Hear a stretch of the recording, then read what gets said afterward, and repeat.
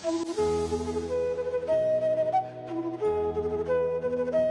14. The weight of words. A theme that every heart must understand because words are not mere sounds. They are spells. They can heal or they can harm.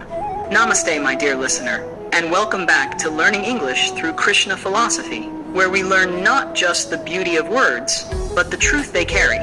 I'm your friend Reddy, and today we're going to explore something very close to every soul, the weight of words. Yesterday we walked the path of purpose with Arjuna. Today we ask, how do the words we speak shape our path itself? Let's see what we learned today. It was a calm afternoon in Vrindavan. The air was filled with laughter, song, and the soft rhythm of flutes. Little Krishna was sitting under a banyan tree, playing with his friends. One of the gopis, Lalita, came running, angry and upset. Her friend Radha followed, trying to calm her down. Lalita shouted, "I'll never talk to her again. I mean it." Krishna looked up from his flute and smiled mischievously. "Never? That's a very heavy word, Lalita." She folded her arms. "I mean it, Krishna. She lied to me." Krishna stood up, dusted his peacock feather crown, and said softly, "You see, Lalita, when we speak, our words become arrows. If they fly in anger, they might hit hearts we never wanted to hurt." Radha looked at Krishna and asked, "So what should she do, Krishna?" He smiled. "Before a word leaves your lips, let it pass through 3 gates. Is it true? Is it kind? Is it necessary?" The gopis looked puzzled. 3 gates? Krishna nodded. "Yes. If your words can't pass those gates, they are too heavy to carry into the world." Lalita looked down, feeling the warmth of guilt melt into softness. She turned to her friend and said, "I'm sorry. My words were too sharp." Radha smiled and hugged her, and as they laughed again, Krishna's flute began to sing, a melody light as forgiveness itself.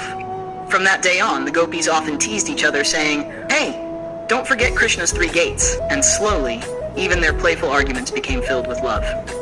Now let's step into the present, a world where words travel faster than light, through phones, comments, and chats. Meet Aisha, a young girl who loved writing on social media. She was funny, creative, and had thousands of followers. But one day, out of anger, she posted something hurtful about her classmate. It was small, just a sarcastic comment, but it spread quickly. Her classmate, Dev, felt humiliated and stopped coming to college.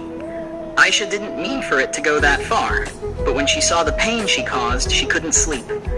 That night, she opened a book her grandmother had gifted her, Teachings of Lord Krishna. Her eyes landed on a verse. A person is known by their words, as a tree is known by its fruit. She felt a sting in her heart. Tears rolled down her cheeks as she whispered, "My words hurt someone." The next day, she went to Dev and apologized sincerely. He accepted it and smiled, though his eyes still carried the bruise of words. Later, she deleted that post and wrote a new one. "Before you speak, think. Your words might be someone's storm or someone's peace." That post didn't get millions of likes, but it changed her. And for the first time, Aisha felt light, because kindness always weighs less than anger. Now, dear listener, let's talk. Think for a second. What's the kindest words someone has ever told you, and what's the harshest? See how you still feel them, even years later? That's the power of words. They don't vanish into air. They echo inside hearts. Krishna teaches us to become guardians of speech, because every word carries energy. Either it plants peace or it stirs pain. So before you speak or text today, ask yourself, am I adding beauty to the air or burden? That's how we make speech a form of seva, service, serving hearts with gentleness. Difficult words and meanings, 2 men. 1. Sarcastic, adjective, using irony or mockery to hurt someone.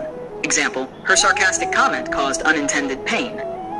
2. Humiliated, verb, to make someone feel ashamed or embarrassed. Example, Dev felt humiliated by the words written about him. 3. Sincere, adjective, genuine and honest in feeling or expression. Example, Aisha's sincere apology healed the situation. 4. Echo, noun, verb, a sound that repeats or stays over time. Example, our words echo long after they're spoken. 5. Seva, noun, selfless service done with love. Example, speaking kindly is a form of seva to others. Let's see what we learned today. Words carry weight. They can heal or hurt. Krishna's 3 gates remind us to speak truthfully, kindly, and wisely. Our words are like arrows. Once released, they cannot return. Speaking mindfully is a spiritual act, a form of seva. Before we speak, we must pause, because silence is often wiser than speech. So today, let's make a promise to speak less, but speak better. to make our words blessings, not burdens. And that was day 14, the weight of words. I hope this story reminded you that every word we speak writes a little part of our destiny. If this episode made you pause and reflect, share it with someone whose words you treasure. Let's make kindness a language again. You're listening to Learning English through Krishna Philosophy, where every story teaches wisdom for the soul and words for the world. Tomorrow, we'll meet again for day 15, the shadow of ego, where we'll explore how pride blinds us and how humility makes us truly powerful. Until then, speak softly, love deeply, and listen fully, because silence, too, speaks Krishna's truth. Speaks Krishna.